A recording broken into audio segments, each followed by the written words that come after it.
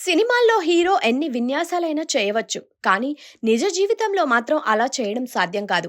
అయితే ఆంధ్రప్రదేశ్ ఉప ముఖ్యమంత్రి పవన్ కళ్యాణ్‌కు సినిమా, నిజ జీవితాల మధ్య తేడా పెద్దగా తెలిసినట్లు కనిపించడం లేదు. లేదంటే అతడిది ఓవర్ యాక్షనా అయినా అయ్యుండాలి. కాదంటే అనుభవ రాహిత్యమా, కక్ష సాధింపా ఈ మాటలన్నీ అనాల్సి వచ్చేందుకు కారణం పవన్ కళ్యాణ్. ఇటీవల ఢిల్లీ పర్యటన. ఇందులో ఆయన ప్రధాని నరేంద్ర మోడీతో పాటు పలువురు కేంద్ర మంత్రులను కలిశారు. మర్యాద పూర్వకంగానో తాను నిర్వహిస్తున్న మంత్రిత్వ శాఖకు సంబంధించిన వారితోనో కలిస్తే సమస్య లేదు. కానీ రాజకీయ విశ్లేషకులు ఒకంత ఆశ్చర్యానికి గురయ్యేలా ఆయన ఎవరెవరినో కలిసి వచ్చారు. పవన్ తన ఢిల్లీ పర్యటన ద్వారా తాను చంద్రబాబు ఒకటేనని చెప్పదలిచినట్టుగా కనిపిస్తోంది. ఢిల్లీలో బాబు కంటే తన మాటికే ఎక్కువ విలువ, పలుకుబడి ఉన్నట్లు కలరింగిచ్చే ప్రయత్నమూ జరిగిందని విశ్లేషకులు అంటున్నారు. ఢిల్లీ నుంచి వచ్చిన వెంటనే కాకినాడ పోర్టును సందర్శించిన వైనం, అక్కడ ఆయన చేసిన షో కూడా అందులో ఒక భాగం కావచ్చు. బీజేపీ పెద్దలు చేసిన సూచనల మేరకే పవన్ కళ్యాణ్ తనకు పవర్ ఉందని ప్రజలను నమ్మించేందుకు పోర్టు వద్దకు వెళ్లారని అధికారులపై ఆగ్రహం వ్యక్తం చేసి తనకంటే సీనియర్ అయిన టీడీపీ ఎమ్మెల్యే వనమూడి వెంకటేశ్వరరావును కూడా కొంత కించపరిచేలా వ్యవహరించారని కొంతమంది అభిప్రాయపడుతున్నారు. ఈ క్రమంలోనే ఆయన ఏపీలో కూటమి ప్రభుత్వ వైఫల్యాలను ఆయన చెప్పేశారు కూడా. ఆ రకంగా చంద్రబాబు ప్రభుత్వాన్ని గబ్బు పట్టిస్తూనే మరోవైపు ఆ గబ్బుతో తనకు సంబంధం లేదన్నట్లుగా పవన్ నటిస్తున్నారా అన్న సందేహం వస్తోంది. చంద్రబాబు సమక్షంలో అతి వినయం, అతి విధేయత చూపుతూ అవసరానికి మించి ఆయనను పొగిడే పవన్ కళ్యాణ్ బయట మాత్రం తానే సూపర్ సీఎం అనిపించుకోవాలని తాపత్రయపడుతున్నారా అన్న సంశయం వస్తోంది. చంద్రబాబు కుమారుడు మంత్రి లోకేష్ ప్రభుత్వంలో మొత్తం పెత్తనం చేస్తున్నారని అంతా అనుకుంటున్న సమయంలో తనకు కూడా పవర్ ఉందని చెప్పుకోవడానికి పవన్ తంటాలు పడ్డారా అన్న ప్రశ్న వస్తోంది. మరో సంగతి కూడా చెబుతున్నారు. పోర్టు యాజమాన్యంపై ఉన్న కక్ష తీర్చుకోవడానికి అక్కడకు వెళ్లి ఉండవచ్చని కూడా అంటున్నారు. మరుసటి రోజు పోర్టును నిర్వహిస్తున్న అరబిందో సంస్థపై మంత్రి నాదెండ్ల మనోహర్ ఆరోపణలు చేయడమే ఇందుకు నిదర్శనం.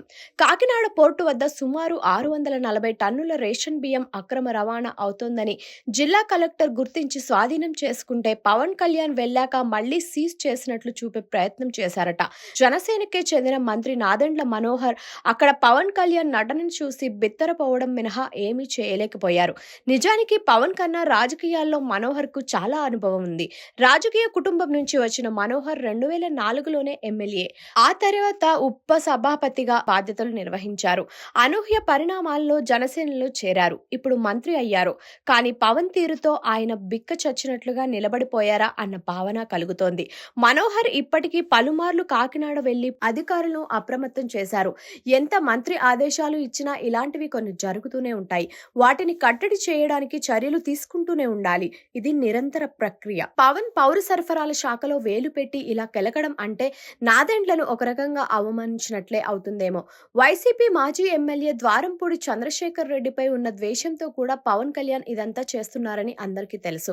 పవన్ ఈగోని సంతృప్తి పరచడానికి మంత్రి మనోహర్ తన వంతు ప్రయత్నం చేశారు. కానీ ద్వారంపూడి అసలు బియ్యం ఎగుమతి వ్యాపారం నుంచే తప్పుకోవడంతో వీరికి దొరకడం లేదని అంటున్నారు. ఆ ఫ్రస్ట్రేషన్ లో నేరుగా ఆ విషయం చెప్పలేక పవన్ ఇష్టం వచ్చినట్లు మాట్లాడినట్లు అనిపిస్తుంది. కాకినాడ పోర్టులో కొన్ని దశాబ్దాలుగా కార్యకలాపాలు సాగుతున్నాయి. అక్కడ ఎప్పుడూ తీవ్రమైన నేరాలు జరిగిన ఫిర్యాదులు లేవు. ఆ మాటకు వస్తే విశాఖ ఓడరేవుకు శాసనసభ ఎన్నికలకు ముందు 25,000 క్వింటాళ్ల మేర మాదక ద్రవ్యాలు వచ్చాయన్న వార్త పెద్ద కలకలం రేపింది. ఆ కేసును సిబిఐ టేకప్ చేస్తుందని అన్నారు. ఆ కేసు ఏమైందో తెలియదు. దీనిపై పవన్ ఎన్నడూ నోరు విప్పలేదు. అక్కడికి వెళ్లలేదు. ప్రశాంతంగా ఉండే కాకినాడ వెళ్లి రచ్చ చేసి వచ్చారు. తత్ఫలితంగా కాకినాడ పవన్ ఓడరేవు విశ్వసనీయతను దెబ్బతీశారు.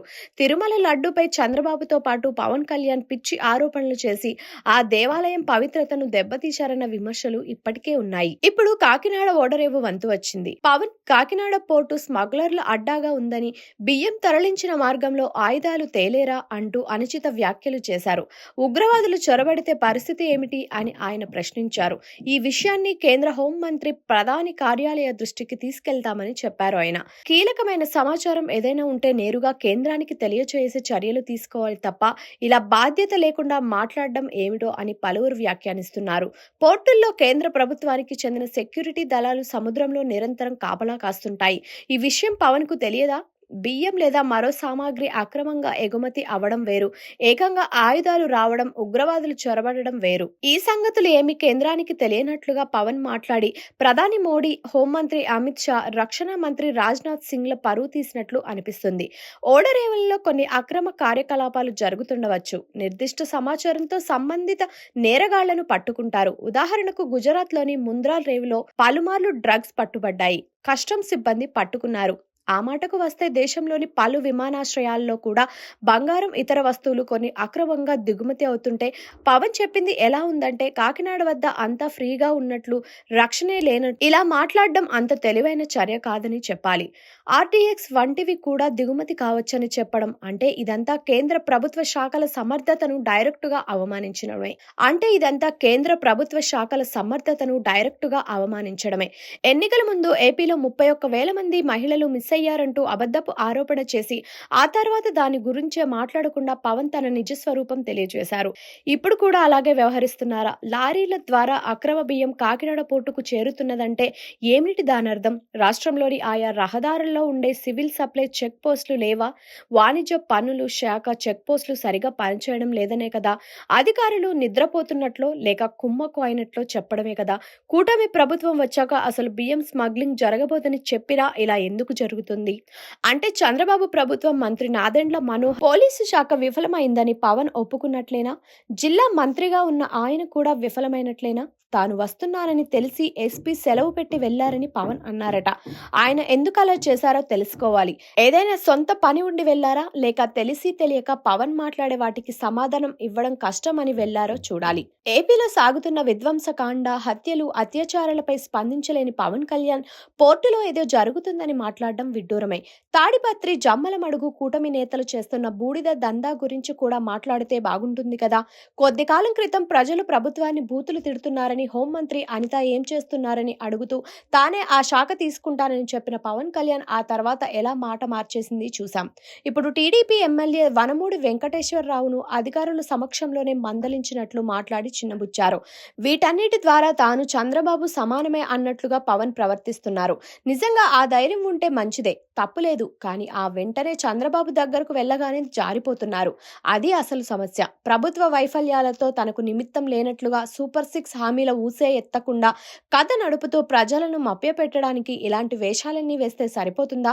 అక్రమాలు ఎక్కడ జరిగినా నిరోధించాల్సిందే. కానీ పవన్ ఒక్క కాకినాడ పోర్టులోనే అంతా జరిగిపోతున్నట్లు మాట్లాడి రాష్ట్రం పరువును, ముఖ్యంగా కాకినాడ ప్రతిష్టను దెబ్బతీయడం అభ్యంతరకరం.